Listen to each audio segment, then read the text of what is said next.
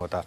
आशीष, good morning. आपका fund एक बहुत बड़ा आउट परफॉर्मर रहा है। मैं आपसे जानना चाहता हूं, जब इस तरीके की इलेक्शन वॉलेटिलिटी या नर्वसनेस आती है, उस समय एक फंड मैनेजर क्या करता है? इस समय आपकी अप्रोच क्या है मार्केट को लेकर? गुड मॉर्निंग अनुज। तो बिल्कुल आपने एक ऐसा प्रश्न पूछा जिससे हम लोग हर समय अभी जूझते हैं, जब इस तरह की वोलेटिलिटी या इस तरह के बड़े एक बहुत बड़ा एक ऐसा हम कह सकते हैं कि दिशा निर्देश बन जाएगा ये जो रिजल्ट का आउटकम है। तो अगर से देखिए रिजल्ट की हम ही करंट गवर्नमेंट की कंटिन्यूटी रहती है, तो डेफिनेटली जो करंट थीम्स थी, चाहे वो पावर हो, डिफेंस हो, रेलवेज हो, मैन्युफैक्चरिंग हो, केपेक्स हो, इन्हीं के अंदर एक हमें देखने को मिलेगा कि ट्रेंड बरकरार रहेगा। हो सकता है एक शॉर्ट टर्म प्रॉफिट बुकिंग आ जाए, क्योंकि जैसे हम कहते हैं buy on rumour sell on news, या अगर से न्यूज आने के बाद जो डिस्काउंटेड रहती, तो हो सकता है एक शॉर्ट टर्म अंडर परफॉर्मेंस आए। बट इवेंचुअली ये सेक्टर्स हैं जिनमें बड़ी लीड बनेगी, क्योंकि इंडिया एक मैन्युफैक्चरिंग हब बनता हुआ जा रहा है। और अभी जब एसएनपी की रेटिंग को भी आप देखेंगे, तो उसमें एक बड़ी बात की गई कि 11 लाख करोड़ का केपेक्स का जो गवर्नमेंट ने कमिटमेंट किया, और ऑलमोस्ट 3.4% जीडीपी का अब कहीं ना कहीं इंफ्रा केपेक्स के अंदर में स्पेंड हो रहा है। और ये नंबर कंटिन्यूअसली ग्रो कर रहा है, जैसे अगले साल में भी इसका एक काफी बड़ा प्रोजेक्शन पॉजिटिव साइड पे दिया हुआ है। पर किसी भी कारणों से अगर से एक डिसअपॉइंटमेंट आता है इलेक्शन आउटकम में, तब डेफिनेटली मुझे लगता है थीम चेंज होगी, और तब डिफेंसिव की तरफ बाजार जाएगा, चाहे वो कंज्यूमर स्टेपल्स हो, एफएमसीजी हो, या सेफ्टी के लिए आईटी की तरफ भी जाएगा, क्योंकि रुपी में भी एक वीकनेस बनते हुए जा रही है। तो वो एक सेक्टर होंगे जहां पर पे पोजिशनिंग करनी पड़ेगी। इस समय आप पूछेंगे तो इन सेक्टर्स में हम अंडरवेट हैं, और हम इतनी जल्दी ये प्रिडिक्ट भी नहीं कर सकते कि रिजल्ट का आउटकम क्या होगा। तो रिजल्ट के आउटकम के बाद ही ये पोजीशनिंग चेंज होगी। पर जैसे आपको पता है, हमारी अप्रोच है FTPM, fundamental technicals, market dynamics and psychology. तो अगर से कहीं पे भी चेंज ऑफ ट्रेंड बड़ा नजर आता है, तो हम डेफिनेटली सेक्टर के अंदर में रोटेशन करेंगे। और ये रोटेशन हो सकता है इलेक्शन के आउटकम के बाद, शायद 1 से 2 हफ्ते के अंदर में एक बड़ी पोजीशन हम स्विच कर दें। अगर से आउटकम नेगेटिव आता है, तो आउटकम नेगेटिव नहीं आता है, तो हमारा पोर्टफोलियो वैसे भी काफी ऐसे सेक्टर्स पे, मैन्युफैक्चरिंग, केपेक्स, ऐसी थीम पे काफी ओवरवेट बना हुआ है। अच्छा आशीष, इस चुनावी नतीजों से कुछ स्पेस, कुछ सेक्टर्स बहुत ज़्यादा अगर आप देखें कोरिलेटेड हैं। जैसे OMCs हो गई, जैसे रेलवे स्टॉक्स हो गए, जैसे डिफेंस स्टॉक्स हो गए। अमूमन हम कह रहे हैं कि भाई क्या होगा नतीजों में चुनाव के, इनसे ये तीन स्पेस काफ़ी ज़्यादा प्रभावित होंगे। बट कल आपने मज़गांव डॉक की अर्निंग्स देखी, आई मीन उनके रेवेन्यू का जंप देखिए। डिफेंस पे आपका व्यू क्या है? क्योंकि डिफेंस में सबसे ज़्यादा पैसा बना है। BEL 60 रुपये का आज 310 रुपये हो चुका है। 4,500 रुपये का आपका HAL, मसगांव डॉक की ट्रैजेक्टरी को आप देख ही रहे हैं। ये आपने पैसा भी कमाया है, मतलब आपके PMS ने इसमें अच्छी एंट्री की थी। अभी आप इन स्टॉक्स पे क्या अप्रोच रख रहे हैं, डिफेंस स्टॉक्स पे? बिल्कुल। तो वीरेंद्र, इनमें हमने काफी अच्छा पैसा बनाया, और इस स्पेस में काफी स्टॉक हमारे पोर्टफोलियो पर है, और जिसकी हमने चर्चा भी कई बार चैनल पे की। अभी हमने कुछ समय में, लास्ट 1 हफ्ते में, थोड़ी प्रॉफिट बुकिंग इस स्पेस में की, क्योंकि हम काफी ओवरवेट हो चुके थे, और हमें लगा कि अब रिटर्न काफी एग्रेसिव बन चुके थे। तो हमने पोजिशनिंग थोड़ी नैरो डाउन की है, और अब हम उस तरह की पोजीशन पे जहाँ जिसको हम मैनेज कर सकते हैं। तो हमारा मानना है कि साइज ऑफ अपॉर्चुनिटी अभी भी बड़ी है। जैसे हमने आपको कहा कि पहले तो 10 लाख करोड़ का एक एस्टीमेट था, 10 लाख करोड़ की साइज ऑफ अपॉर्चुनिटी मानी जा रही थी डिफेंस को। अब ये नए एस्टीमेट कहते हैं कि 12 लाख करोड़ की अपॉर्चुनिटी डिफेंस के अंदर में। आपने कल मझगांव डॉक के नंबर देखे, थोड़े दिन पहले कोच्चि शिपयार्ड के नंबर आए, गार्डन रिच के नंबर आए।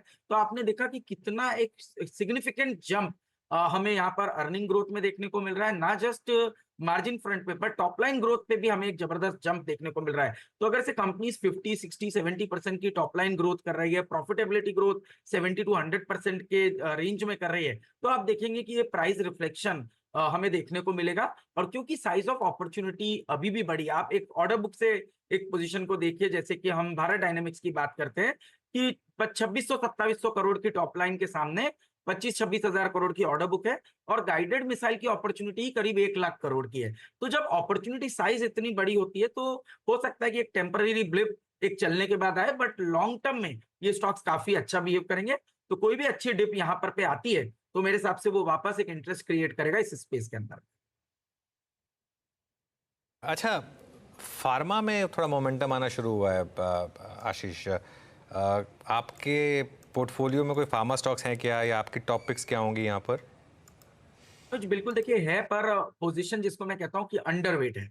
अब अंडरवेट के कारण 2-3 है। एक तो हमने देखा है कि फार्मा एक लैगार्ड सेक्टर रहा है पिछले कई समय तक, पर अभी एक इंटरेस्टिंग चीज़ जो डेवलप होना शुरू हो गई है, वो यूएस में प्राइस इरोजन जो है वो सिंगल डिजिट में आना शुरू हो चुका है। तो ये काफ़ी पॉजिटिव है फार्मा कंपनीज़ के लिए, और मुझे लगता है कि इस वजह से आप देखेंगे कि जैसे ही मार्केट के अंदर में थोड़ा-सा एक चेंज ऑफ सेक्टर होगा, तब फार्मा काफ़ी बड़ा आउट परफॉर्मर हो सकता है।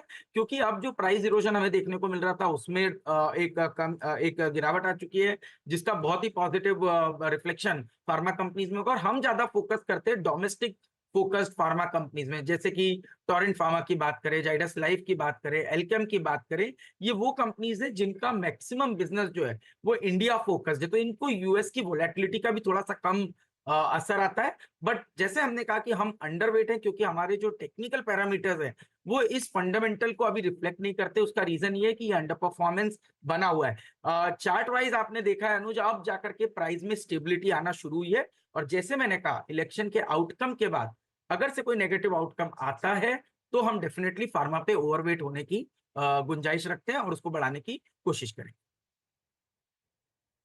अच्छा आशीष, ऑटो पे आपका व्यू, मतलब बीते 2 महीने में आपने ऑटो में क्या किया, एंड स्पेशली इस अर्निंग्स के बाद आप देखिए इस अर्निंग्स में क्या क्या था। मारुति के नंबर्स थे, एमएनएम ऑल टाइम हाई पे चला गया। एमएनएम ने तो 1.5 महीने के अंतराल में 500 रुपये का मूव दिया। Ashok Leyland all time high, that means two wheeler segment जिसने CY23 के सेकेंड हाफ को डोमिनेट किया था, तो CY24 के इस फर्स्ट हाफ में पैसेंजर व्हीकल सेगमेंट ने किया। टाटा मोटर्स, मारुति 13,000 पे, और आपका एमएनएम ने तो खैर बहुत अच्छा मूव दिया। आयशर को देखिए आप, ऑटो में कहाँ बुक किया और क्या ऐड किया आपने? इसमें वीरेंद्र हम अभी भी राइड कर रहे हैं ट्रेंड्स को, और हमने जैसे पहले भी कई बार चर्चा की थी, मारुति, एम&एम, टीवीएस मोटर्स, ये वो स्टॉक हैं जो हमारे पोर्टफोलियो में बने हुए हैं और इनको हमने जगह दी हुई है। क्योंकि आप देखेंगे कि जो ग्रोथ है, एक तो साइज ऑफ अपॉर्चुनिटी यहाँ पे भी काफी बड़ी है। सेकंड जो शिफ्ट है वो हो रहा है आपका जो छोटी एंट्री लेवल की जो कार्स हैं, उससे हम एसयूवी सेगमेंट की तरफ जा रहे हैं। तीसरा, इलेक्ट्रिफिकेशन का एक बड़ा ट्रेंड आ रहा है, जिसके अंदर में टाटा मोटर्स या एम&एम जैसी कंपनी काफी एग्रेसिव रही। वहीं हाइब्रिड की जो मार्केट लीडरशिप है वो मारुति के पास रही, और क्योंकि अभी भी चार्जिंग इंफ्रास्ट्रक्चर उस तरह से आया नहीं है, तो उसकी वजह से हमें लगता है कि हाइब्रिड की जो गाड़ियां हैं उनमें भी एक बड़ा ट्रेंड आपको देखने को मिलेगा। सीएनजी के अंदर में आप देख रहे हैं काफी अच्छी ग्रोथ हो रही है, वहां पे मारुति एक मार्केट लीडर है। करीब, हमने पहले भी कई बार कहा कि बहुत ज्यादा नंबर ऑफ सेल्स जो है वो मारुति की काफी सिग्निफिकेंट रही सीएनजी सेगमेंट में। तो इस वजह से हमें लगता है कि एक तो ये काफी पॉजिटिव है। सेकंड, ऑटो एक सिक्लिकल सेक्टर, और सिक्लिकलिटी में हम देखते हैं जब ये साइकिल चालू होती है तो ये कम से कम 5 साल चलती है, और अभी आप देखेंगे तो ये साइकिल को कंप्लीट हुए सिर्फ 3 साल हुए। तो हमें लगता है आने वाले 2 सालों में भी आपको ऑटो के अंदर में एक अच्छी ग्रोथ देखने को मिलेगी। अब इसका बेनिफिट ऑटो एंसिलरीज कंपनीज में भी देखने को मिलेगा। तो चाहे आप यूनो मिंडा जैसी कंपनी देखिए, जो कंटेंट पर व्हीकल उनका बढ़ता जा रहा है, इलेक्ट्रिफिकेशन का बेनिफिट उनको मिलता जा रहा है, तो यूनो मिंडा जैसी कंपनी काफी पॉजिटिव रहेगी। कुछ बियरिंग्स कंपनी है जिनको बड़ा बेनिफिट मिलेगा, और हमने परसों आपके चैनल पे चर्चा की थी एक्साइड इंडस्ट्रीज की, जो मुझे लगता है कि एक बहुत ही बेहतरीन प्ले है इस पूरे ऑटो एंसिलरी को प्ले करने का। और लिथियम आयन के अंदर में उन्होंने अभी एक टाई अप किया है विथ हुंडई किया, तो ये मुझे लगता है कि एक बहुत पॉजिटिव रहेगा एक्साइड इंडस्ट्री जैसी कंपनी के लिए। तो डिस्क्लोजर की ये स्टॉक्स हमारे पोर्टफोलियो में बने हुए, बट ये थीम हमें काफी पसंद आती है। शुक्रिया आशीष, और आपसे खास तौर पे ये चर्चा इसलिए की थी कि इस इवेंट से पहले आप अपने पोर्टफोलियो में, अपने पीएमएस में क्या बदलाव कर रहे हैं, कहाँ प्रॉफिट बुक कर रहे हैं, कहाँ एंट्री कर रहे हैं, किसको लेकर आप सतर्क हैं, इन सब मुद्दों पे बातचीत आपसे करनी थी। बहुत बहुत शुक्रिया। अब ये टर्बुलेंस भरा दिन, ये उतार चढ़ाव, नीरज